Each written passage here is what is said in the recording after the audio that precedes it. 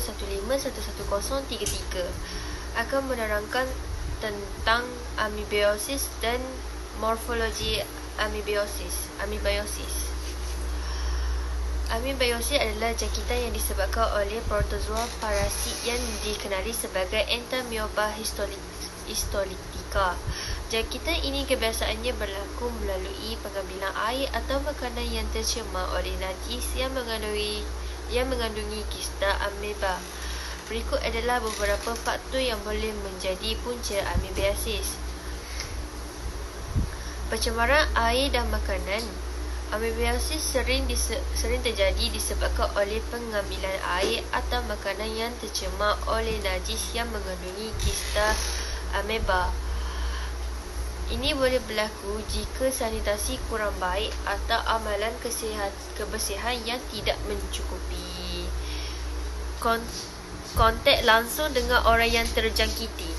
Amebiosis juga boleh merebak melalui kontak langsung dengan orang yang terjangkit, terutamanya jika mereka tidak menjaga kebersihan diri dengan baik dan tidak mencuci tangan dengan sempurna selepas menggunakan tandas. Seterusnya, amalan kebersihan yang kurang baik. Kebersihan diri yang kurang baik seperti tidak mencuci tangan dengan sabun selepas membuang air besar boleh meningkatkan risiko penularan ameba. Sistem pertahanan tubuh yang lemah juga adalah salah satu penyebab kepada amebiosis. Orang dengan sistem imunisasi yang lemah seperti yang menghidap penyakit tertentu atau mengambil obat yang merendahkan sistem pertahanan tubuh boleh lebih mudah terkena jangkitan amebiosis. Seterusnya adalah perjalanan ke kawasan endemik. Melancong ke kawasan yang endemik boleh menyebabkan amebiosis, terutamanya kawasan dengan sanitasi yang kurang baik. Juga boleh meningkatkan risiko terkena jangkitan amebiosis. Seterusnya, amalan seksual yang berisiko. Hubungan seks anal yang tidak selamat juga boleh meningkatkan risiko penularan ameba kerana terdapat kontak dengan najis yang mengandungi kista ameba. Seterusnya, penting untuk diingatkan bahawa tidak semua orang yang terjangkit oleh Entamoeba histolytica akan mengalami gejala. Sesetengah orang boleh mengalami gejala, tetapi mereka masih boleh menjangkiti orang lain. Okey, sekarang kita beralih kepada morfologi amebiosis. Okey, iaitu tropozoid. Bentuk aktif Entamoeba histolytica adalah tropozoid. Tropozoid berbentuk ameba dengan inti yang terletak di tengah sel. Mereka memiliki sitoplasma yang granular. Saiz tropozoid biasanya berkisar antara 10 hingga 60 mikrometer. Mempunyai pseudopodia yang digunakan untuk pergerakan dan penyerapan nutrien. Kista. Ketika berada di luar tubuh manusia atau dalam keadaan lingkungan yang tidak menguntungkan, Entamoeba histolytica membentuk kista.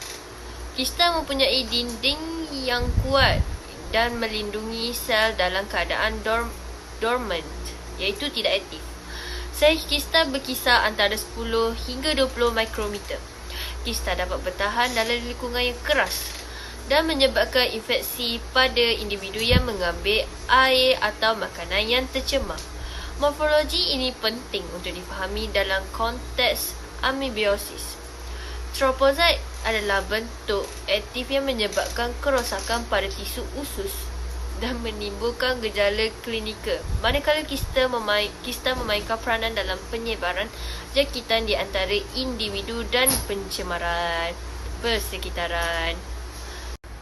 Sekarang saya akan menerangkan tentang cara amebiosis berjangkit. Yang pertama adalah pencemaran makanan dan air, iaitu amebiosis boleh berjangkit melalui pengambilan makanan atau air yang tercemar oleh sistem amebik yang berpunca daripada najis individu yang dijangkiti. Yang kedua, sentuhan langsung dengan najis yang dijangkiti, iaitu melalui sentuhan langsung dengan najis yang mengandungi sistem amebik. seperti apabila amalan kebersihan diri tidak mencukupi. Yang ketiga, faktor sanitasi dan kebersihan, iaitu amalan sanitasi yang buruk, kebersihan diri yang tidak mencukupi dan sanitasi persekitaran yang rendah boleh meningkatkan risiko penularan. Yang keempat, amalan seksual tidak selamat. Hubungan seksual tanpa perlindungan boleh menjadi sumber penularan amebis. Yang kelima, kurang menjaga kebersihan tangan, iaitu tidak mencuci tangan dengan betul selepas membuang air besar. Boleh menyebabkan penyebaran sista amebis. Saya Nur Syafika akan menerangkan berkenaan sains dan simptom penyakit amebiosis. Kebiasaannya, simptom muncul 1 hingga 4 minggu setelah dia mendapat infeksi amebiosis ini. Antara simptom-simptom tersebut ialah sakit perut yang berlaku di bahagian bawah perut dan boleh menjadi kronik atau berulang. Seterusnya, seseorang itu juga akan mengalami cirit-birit berdarah yang disebabkan oleh amebiosis ini. Cirit-birit adalah najis yang keluar disertai dengan darah. Jenis najis tersebut adalah loose stool, di mana keadaan najis tersebut cair. Simptom ketiga ialah kram perut. Rasa kram atau ketidakselesaan di perut boleh berlaku kerana pergerakan parasit dalam usus. Demam merupakan simptom yang biasa berlaku oleh individu yang mendapat infeksi amebiosis ini. Selain daripada itu, individu itu juga akan mengalami penurunan berat badan dan mudah letih kerana parasit Entamoeba histolytica merosakkan saluran pencernaan dan mengganggu penyerapan nutrien penting. Ini membuatkan individu itu kurang bertenaga kerana kurangnya zat-zat penting dalam badan. Jika penyakit ini dibiarkan terlalu lama dan tidak mendapat rawatan dengan segera, amebiosis ini boleh menyebabkan abses hati berlaku, iaitu nanah yang berkumpul di hati. Ini terjadi apabila parasit menembusi dinding usus dan bergerak ke hati melalui aliran darah. Seterusnya saya akan bercerita tentang diagnosis amebiosis. Diagnosis amebiosis biasanya melibatkan pemeriksaan najis untuk mengesan kehadiran sista atau trophozoid amoeba, entamoeba histolytica. Ujian darah juga boleh dilakukan untuk mengesan antibodi kepada amoeba. Jika seseorang mengalami simptom atau dijangkiti amebiosis, sebaiknya berunding dengan profesional kesihatan untuk penilaian dan ujian yang sesuai. Saya Muhammad Daniel bin Tamizi. Saya akan menerangkan tentang pencegahan dan rawatan untuk amebiosis. Amebiosis ni kita boleh merawat dengan menggunakan ubat, iaitu metronidazole. Ubat ini paling biasa digunakan untuk merawat amebiosis. Ia berkesan terhadap kedua-dua trophozoid invasive dan bentuk sistai. Metronidazole ini biasanya diambil secara lisan dan tempoh rawatan berbeza bergantung kepada keterukan jangkitan. Tinidazole juga adalah ubat yang berkesan. Ia sama dengan obat metronidazole. Ia diambil secara lisan dan digunakan sebagai alternatif atau digabungkan dengan ubat lain. Ubat-ubatan ini menembusi tisu dan berkesan melawan bentuk jangkitan yang lebih dalam. Untuk mengelakkan jangkitan kuman ini berlaku, kita perlu membasuh tangan selepas menggunakan tandas dan sebelum menyentuh makanan, supaya dapat membantu mencegah penyebaran amebiosis. Yang kedua, kita perlu mengelakkan sumber makanan dan air yang tercemar, terutama di kawasan di mana amebiosis adalah endemik. Adalah penting untuk pencegahan. Untuk mencegah amebiosis, kita perlu menerapkan pola hidup yang bersih dan sihat. Antaranya ialah kita perlu kerap mencuci tangan dengan sabun dan air yang bersih, terutama setelah membuang air besar dan air kecil serta sebelum dan sesudah makan.